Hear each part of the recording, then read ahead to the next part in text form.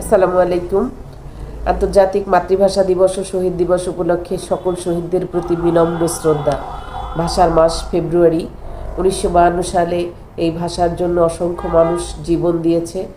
মাতৃভাষা আমাদের বাংলা। বাংলা শুদ্ধভাবে উচ্চারণ করতে পারাটাও একটি দক্ষতা।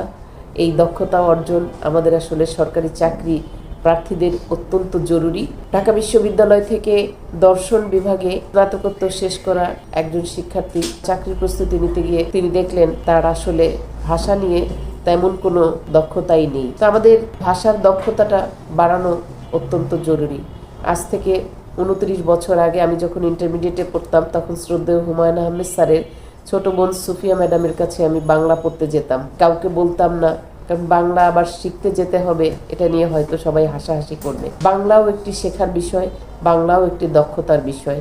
আজ 21শে ফেব্রুয়ারি এই দিবসে আমাদের প্রতিজ্ঞা হোক, আমরা বাংলা শুদ্ধ উচ্চারণে শিখব, লিখব, পড়ব। সকলকে অসংখ্য ধন্যবাদ।